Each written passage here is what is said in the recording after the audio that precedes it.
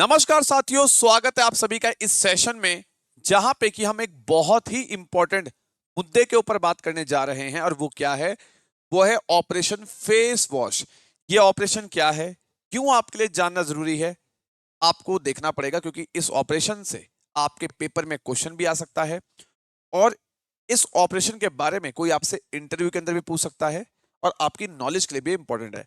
तो आइए साथियों शुरुआत करते हैं। What is operation face wash? तो साथियों, ऑपरेशन फेस वॉश क्या है? आप सभी को मैं पहले बहुत बेसिक एक ओवरव्यू दे देता हूं।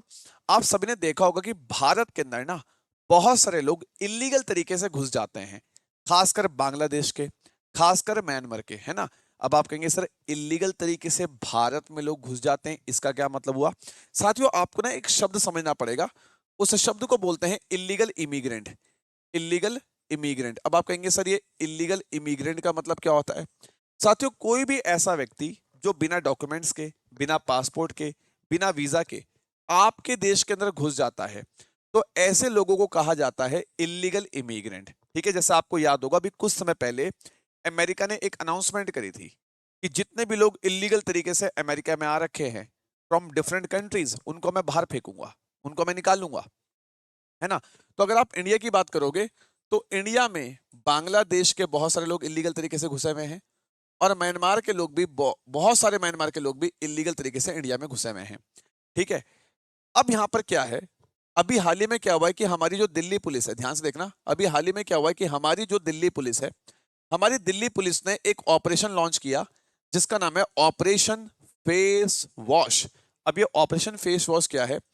साथियों, बहुत सारे बांग्लादेश के लोग जो इलीगल तरीके से इंडिया में घुसे हुए हैं, इनको पकड़ने के लिए दिल्ली पुलिस ने एक ऑपरेशन लॉन्च किया, ऑपरेशन फेस वॉश। अब इस ऑपरेशन का नाम फेस वॉश क्यों रखा गया है? साथियों, आप सुन के हैरान हो जाएंगे। मतलब मुझे बड़ी शर्म सी आ रही है आपको बताते हुए कि बांग्लादेश के लोग जो इलीगल तरीके से इंडिया में घुस के रह रहे हैं ना, ये अपना जो चेहरा है उस पे क्रीमें लगा रहे हैं, कोई क्रीम पोत रहा है, कोई कुछ पोत रहा है। और सोचिए, ये हिजड़े बन के या कह लो कि ट्रांसजेंडर बन के ये कोठे वाला काम कर रहे हैं। कहने का मतलब, मान लीजिए कि बांग्लादेश का कोई व्यक्ति इंडिया में घुस गया, उसने इतना ज्यादा मेकअप वगैरह कर लिया कि वो एक ट्रांसजेंडर बन गया, मतलब एक हिजड़े की तरह बन के वो, मतलब जो है आप समझ रहे हो, प्रोस्टिट्यूट वाला काम कर रहा है। जैसे आपने देखा होगा दिल्ली के अंदर, गुड़गांव के अंदर, है ना। मतलब आप समझ जाओ मैं क्या कहना चाह रहा हूँ कि बहुत सारी जो लेडीज होती हैं सड़कों पे, आपने लेट नाइट में देखा होगा, बहुत सारी जो लेडीज होती हैं वो सड़कों पे लेट नाइट खड़ी होती हैं ऐसे चुन्नी वगैरह से अपना मुंह ढक के, है ना। मतलब लाइक प्रोस्टिट्यूट, आप समझ रहे हो ना। आप समझ गए होंगे मैं क्या कहना चाह रहा हूँ। तो अभी दिल्ली के अंदर हमारी दिल्ली पुलिस ने बांग्लादेश के ऐसे लोगों को पकड़ा जो साड़ी में अपने मुंह पे बिल्कुल मेकअप वगैरह करके खड़े हुए हैं, ये प्रोस्टिट्यूट वाला काम करने के लिए। सोचो, आप सुन के हैरान हो जाएंगे। पहले मैं आपको एक नंबर बता देता हूं। भारत के अंदर, भारत के अंदर, पहले आप यहां पे देख लो, मैं आपको डेटा दिखाता हूं सीधा। ये टाइम्स ऑफ इंडिया की न्यूज है, आप यहां पे देख लो। भारत के अंदर 2 करोड़ से ज्यादा बांग्लादेशी इलीगल तरीके से घुस के रह रहे हैं, आप सोच लो। और ये न्यूज कब की, आप ये भी देखो। ये न्यूज 17 नवंबर 2016 की है। 17 नवंबर 2016 को टाइम्स ऑफ इंडिया में खबर छपी थी कि 2 करोड़ से ज्यादा बांग्लादेशी इलीगल तरीके से इंडिया में रह रहे हैं। अब सोचो, ये खबर 2016 की है, मतलब आज से 9 साल पुरानी खबर है। तो अगर आज से 9 साल पहले हमारे देश में 2 करोड़ से अधिक बांग्लादेशी रह रहे थे, तो सोचो आज कितने होंगे। साथियों, मान के चलना कि अराउंड, अगर आज हमारी सरकार ढंग से इनकी कैलकुलेशन करने लग जाए ना, आज अगर हमारी सरकार ढंग से इनकी गिनती करने लग जाए ना, तो लगभग इनका आंकड़ा 2.5 से 3 करोड़ तो आराम से पहुंच चुका होगा, ऐसे बांग्लादेशी जो इलीगल तरीके से इंडिया में रह रहे हैं। सोचो, ठीक है, लगातार इनकी पॉपुलेशन इंडिया में बढ़ती जा रही है। ठीक है, तो सर ये इंडिया में आते कैसे हैं? साथियों, बहुत सारे दलाल होते हैं, है ना, जो आपसे पैसा लेके आपको इंडिया में घुसवाने का काम करते हैं, नंबर 2 के तरीके से। ठीक है। अब यहां पे आप देखो, मैंने आपसे क्या बोला? मैंने आपसे बोला कि अगर आज के टाइम पर इनकी काउंटिंग हो जाए तो 2.5 से 3 करोड़ बांग्लादेशी आपको इंडिया में दिख जाएंगे जो इलीगल तरीके से घुसे हुए हैं हमारे देश में। ठीक है। मैं ऐसी ना जस्ट गूगल पे सर्च कर रहा था, पॉपुलेशन ऑफ ऑस्ट्रेलिया, और जब मैंने गूगल पे सर्च किया कि ऑस्ट्रेलिया की पॉपुलेशन कितनी है, तो मुझे यहाँ पे दिखा 2.67 करोड़। मतलब ऑस्ट्रेलिया की जो पॉपुलेशन है वो लगभग 2 करोड़ 60 लाख के आसपास है। सोचो, जितनी पूरे ऑस्ट्रेलिया देश की पॉपुलेशन है, इतने तो बांग्लादेश के लोग इलीगल तरीके से इंडिया में घुसे हुए। मतलब कितनी हैरान करने वाली ये बात है, आप सोचो। और उसके बावजूद भी हम एक कड़ा एक्शन इनके खिलाफ नहीं ले रहे हैं। ठीक, तो यहाँ पे अगर आप देखोगे, मैं आपको दिखाता हूँ, ठीक है, आपको जान के हैरानी होगी। तो यहाँ पे आप देखिए, अभी यहाँ पे ये आपको पता होना चाहिए कि जैसे आप यहाँ पे देखोगे, ठीक है, तो अभी क्या हुआ, जैसे कि मैंने बोला कि साथियों, कहाँ गया हमारा टॉपिक, जस्ट अ सेकंड। ठीक है, जैसे कि मैंने अभी आपको बताया कि ये जो बांग्लादेश के लोग हैं, ठीक है, ये ट्रांसजेंडर बनके मतलब एक तरह से समझो आप हीरा बनके ये हमारे देशों की सड़कों में घूम रहे हैं ताकि इनको काम वगैरह मिल जाए। थोड़ा प्रोस्टिट्यूट वाला ये काम करते फिर रहे हैं। मतलब मुझे कोई हैरानी नहीं होगी आपको बताते हुए। मैं आपको एक फैक्ट और दिखाता हूँ यहाँ पे, एक फैक्ट आपको और जानना चाहिए। I will show you, just a second. ठीक है, एक फैक्ट मैं आपको यहाँ और दिखाना चाहता हूँ जो मैंने आपके लिए बनाया था। ठीक है, जस्ट अ सेकेंड, कहाँ गया वो फैक्ट। ठीक है, ठीक है, इसमें ना मुझे पता नहीं आया तो शायद से मैं लगाना भूल गया गाइस। हाँ है, यहाँ पे देखो, अकॉर्डिंग टू CEDAW रिपोर्ट, इस रिपोर्ट के माध्यम से हमें क्या पता चलता है, 1% of all foreign prostitutes in India and 2.7% of prostitutes in Kolkata are from Bangladesh. इस लाइन को पढ़ के देखिए कितना गहरा मतलब है कि एक रिपोर्ट के माध्यम से हमें पता चलता है कि भारत के अंदर जितनी भी प्रोस्टिट्यूट्स हैं, है ना, भारत के अंदर जितनी प्रोस्टिट्यूट्स हैं, प्रोस्टिट्यूट समझते हो, है ना, जो मतलब पैसे के बदले में आपके साथ फिजिकल रिलेशंस बनाती हैं, आप उनको पैसा दोगे वो आपके साथ सेक्स करेंगी, है ना। तो बेसिकली ऐसी महिलाओं को प्रोस्टिट्यूट्स बोलते हैं। तो भारत के अंदर जितने भी 1% फॉरेन प्रोस्टिट्यूट्स हैं, ठीक है, और बेसिकली 2.7% जितने भी प्रोस्टिट्यूट्स कोलकाता में हैं, वो बेसिकली बांग्लादेश से हैं। तो सोचो, यहाँ के लोग इलीगल तरीके से इंडिया में घुस के ये सारा काम करते हैं पैसा कमाने के लिए। ठीक है, तो साथियों इन जैसे लोगों को पकड़ना बहुत जरूरी है। तो ऐसा बताया जा रहा है कि अभी 6 लोगों को पकड़ा है दिल्ली पुलिस ने। ठीक है, पकड़ना और को भी बहुत ज्यादा इंपॉर्टेंट है। तो अभी लेटेस्ट क्या है, जो हमारी मिनिस्ट्री ऑफ होम अफेयर्स है, हमारी मिनिस्ट्री ऑफ होम अफेयर्स ने 30 दिन की लिमिट दी है। हमारी मिनिस्ट्री ऑफ होम अफेयर्स, है ना, यानी कि जो हमारे अमित शाह हैं, अमित शाह कौन है, हमारे होम अफेयर्स मिनिस्टर, उन्होंने 30 दिन का समय दिया है to verify credentials of illegal immigrants from Bangladesh and Myanmar. हमारे अमित शाह ने साफ साफ बोल दिया, हमारे होम अफेयर्स मिनिस्टर ने साफ साफ बोल दिया है कि भैया मैं 30 दिन का समय दे रहा हूं हर स्टेट को, भारत के अंदर जितने भी स्टेट हैं, मैं हर स्टेट को 30 दिन का समय दे रहा हूं, मुझे बता दो कि आप लोगों के स्टेट में कितने लोग इलीगल तरीके से घुसे हुए हैं फ्रॉम बांग्लादेश एंड म्यांमार। क्योंकि सबसे ज्यादा आज के समय पे हम इन दो देशों से तंग हैं, क्योंकि इन दोनों देशों के अधिकतम लोग इंडिया में घुस के इलीगल तरीके से रह रहे हैं और कामकाज कर रहे हैं। ठीक है, इनफैक्ट मैं आपको बताता हूँ, कुछ समय पहले ना मैं थाईलैंड गया था। आप में से कभी कोई बच्चा जाएगा तो आप देखना, या आपकी फैमिली में से अगर कोई गया होगा तो आप कभी अपनी फैमिली मेंबर से पूछना।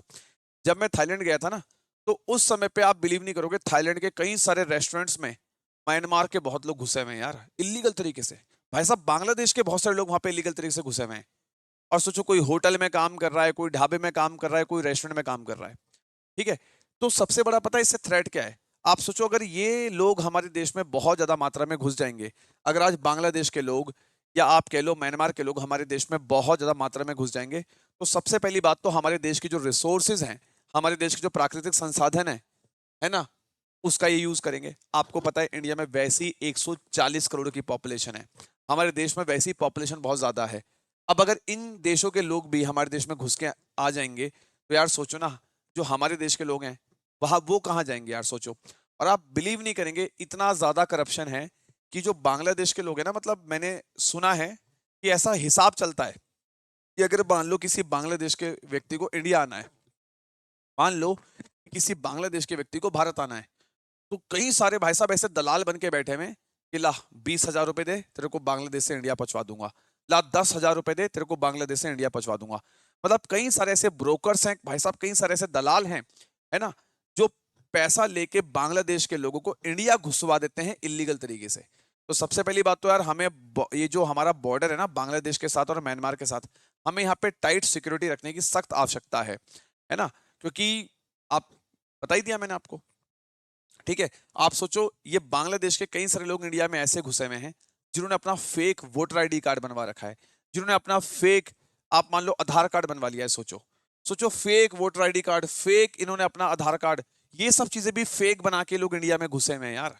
मतलब आप सोचो ना कि इस समय पे सरकार को इस मुद्दे पे कितना ज्यादा ध्यान देने की जरूरत है, आप सोचो। क्योंकि मैं आपको अभी बता रहा हूं, इसका जो सबसे बड़ा नुकसान है वो आपको अभी फील नहीं हो रहा, पर आने वाले 5 साल के बाद आप देखना, आपको ये फील होगा कि जब आप घर से अगर यही सब चलता रहा, अगर इसी स्पीड से ये बांग्लादेश और म्यांमार के लोग हमारे देश में घुसते रहे, अगर यही हमारे देश में कंटिन्यू चलता रहा आने वाले 5 साल तक, तो आप देखना जब आप अपने घर से बाहर निकलोगे तो आप इस चिंता में रहोगे, आप हमेशा इस डर में रहोगे कि मेरा पड़ोसी बांग्लादेशी तो नहीं है, मेरा पड़ोसी म्यांमारी तो नहीं है ना, कि मेरे पड़ोस में बांग्लादेश के लोग तो आके नहीं रह रहे चुपचाप, मेरे पड़ोस में म्यांमार के लोग तो आके रह नहीं रहे चुपचाप। आपको पता भी नहीं चलेगा और आपके आसपास ये लोग इतने सारे हो जाएंगे। यार आप सोचो ना, मैं आपसे क्या कह रहा हूँ, करोड़ों लोग बांग्लादेश के इंडिया के अंदर घुस के रह रहे हैं इलीगल तरीके से, इसके ऊपर हम एक सख्त एक्शन क्यों नहीं ले रहे हैं? आप सोचो, अभी आपने देखा जब अमेरिका के अंदर राष्ट्रपति डोनाल्ड ट्रंप बने, है ना, तो जैसे ही ट्रंप राष्ट्रपति बने अमेरिका के, उन्होंने तुरंत एक डिसीजन लिया कि जितने भी लोग इलीगल तरीके से अमेरिका में घुसे हुए हैं इन्हें मैं बाहर भेजूंगा, इनको वापस मैं डिपोर्ट करूंगा इनके देश में। तो ऐसे कुछ स्ट्रॉन्ग कदम हमें भी लेने चाहिए और हमने लिया भी है। तो हमारी मिनिस्ट्री ऑफ होम अफेयर्स ने बोला है कि मैं 30 दिन का समय दे रहा हूं भारत के हर स्टेट को, ढूंढो, पता करो, पकड़ो तुम्हारे स्टेट में, मतलब इंडिया के अंदर जितने भी बांग्लादेश और म्यांमार के लोग घुस के रह रहे हैं, इन्हें पकड़ो, 30 दिन का समय दे रहा हूं और वापस इनको डिपोर्ट करो इनके देश में, वापस इनको इनके देश में भेजो। क्योंकि गाइस इस तरह के एक्शन लेना बहुत जरूरी है, वरना फ्यूचर में बहुत बड़ी दिक्कत में भारत फंस जाएगा। आप सभी को पता है वैसे भी बहुत सारी प्रॉब्लम्स चल रही हैं, है ना, मतलब ये तो बहुत ही बड़ा थ्रेट है हमारे लिए।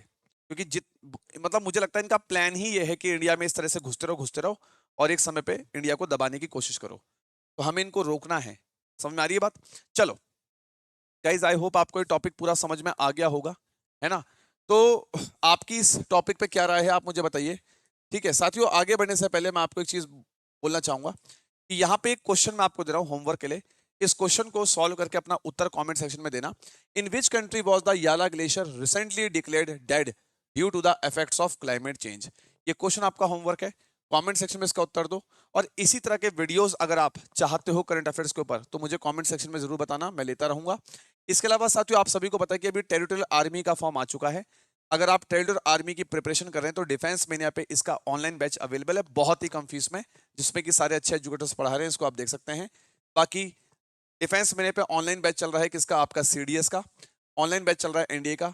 इन बैचेस को भी ज्वाइन करके आप अपनी प्रिपरेशन कर सकते हैं। ठीक है साथियों, इसके अलावा मैं आपको बता दूं, अगर आप डिटेल में करंट अफेयर्स का एनालिसिस पढ़ना चाहते हैं तो डेली सुबह 10 बजे मेरा करंट अफेयर का सेशन चलता है एग्जाम प्लेनेट यूट्यूब चैनल पर, जहां पे डेली मैं न्यूज़पेपर पढ़ाता हूं मंडे टू सैटरडे, और बहुत डिटेल में आपके सारे करंट अफेयर्स कवर हो जाते हैं। तो उसको भी बेसिकली आप डेली फॉलो कर सकते हैं, जिससे कि आपकी नॉलेज अपग्रेड हो जाएगी। ठीक है, बाकी इस क्वेश्चन का उत्तर मुझे आप सॉल्व करके कमेंट सेक्शन में दें। ठीक है, और इस सेशन को ज्यादा से ज्यादा शेयर और लाइक करें, ताकि हमारे देश के जो इतने सारे लोग हैं जो अभी तक इस न्यूज से अवेयर ही नहीं है, उन तक भी ये खबर पहुंचे। ठीक है साथियों, सेशन को लाइक करिए, शेयर करिए, चैनल को सब्सक्राइब कर दिए, बिकॉज बहुत इंपॉर्टेंट है इस खबर का लोगों को जानना। अगली बात मैं आपको बता दूं, हो सकता है आपके मन में सवाल आ रहा हो कि सर इस ऑपरेशन का नाम ऑपरेशन फेस वॉश क्यों रखा है? क्योंकि साथियों ये जितने भी बांग्लादेशी लोग इंडिया में यहाँ पे आ रखे हैं, मतलब ये जितने भी बांग्लादेश के लोग इलीगल तरीके से इंडिया में घुसे हुए हैं, हमारी पुलिस ने इनको पकड़ के इनका मुंह धुलवाया है ना। क्योंकि ये बांग्लादेश के लोग मेकअप करके, क्रीम वगैरह पोत के, चुन्नी से ढक के, हिजड़े बन के हमारे देश में घूम रहे हैं और प्रोस्टिट्यूट वाला काम कर रहे हैं। तो हमारी पुलिस ने जब इनको पकड़ा तो हमारी पुलिस ने पहले इनका मुंह धुलवाया। मुंह धुलवाने को ही क्या बोलते हैं भाई? मुंह धुलवाने को ही बोलते हैं फेस वॉश। तो जब इनका हमने फेस वॉश किया तो फेस वॉश करने के बाद इनकी असलियत सामने आई कि अरे बताओ, ये बांग्लादेश के लोग ये काम कर रहे हैं क्या हमारे देश में घुस के, है ना। और कोई बड़ी बात नहीं है, म्यांमार के भी काफी सारे लोग इस काम में इन्वॉल्व हो सकते हैं, ये मैं आपको बता दूं। ठीक है, तो यहाँ पे आपका क्या ओपिनियन है इस टॉपिक को लेके, कमेंट सेक्शन में अपनी राय जरूर दीजिएगा। और जैसे कि आप सभी को पता है ना, ये कोई नई चीज नहीं है, इंडिया और बांग्लादेश के रिलेशंस बहुत तेजी से खराब हुए हैं, आपको पता ही है ना। अभी कुछ समय पहले बांग्लादेश की जो प्रधानमंत्री थी, यानी कि शेख हसीना, है ना, उनको वहां से प्रधानमंत्री के पद से हटा दिया गया था।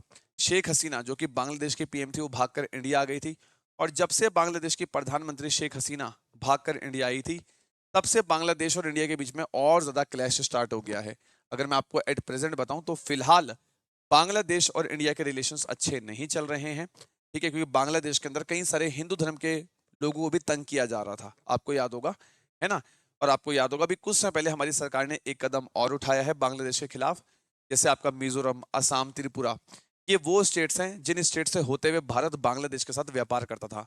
ये सारे स्टेट से हमने बांग्लादेश के साथ व्यापार करना, ट्रेड करना बंद कर दिया है। हमारी सरकार ने ये तक अनाउंस कर दिया है कि हम बांग्लादेश के साथ ट्रेड करेंगे सिर्फ दो ही जगह से, एक मुंबई का पोर्ट और एक जो कोलकाता का पोर्ट है वहां से। ठीक है, तो साथियों आई होप आपको जानकारी अच्छी लगी होगी। ठीक है, क्लियर। इसके अलावा आपके कोई भी डाउट्स हो इस टॉपिक पे तो आप कमेंट सेक्शन करके बता सकते हैं। ठीक है, धन्यवाद। मिलता हूं अगले सेशन में एक नई वीडियो के साथ, एक नए टॉपिक के साथ। ठीक है, तब तक ले बाय बाय, टेक केयर, जय हिंद। ये डिफेंस मैंने का टेलीग्राम है, इसको ज्वाइन कर सकते हैं। इंस्टाग्राम पे मेरे साथ आप यहाँ पे जुड़ सकते हैं। धन्यवाद, नमस्ते।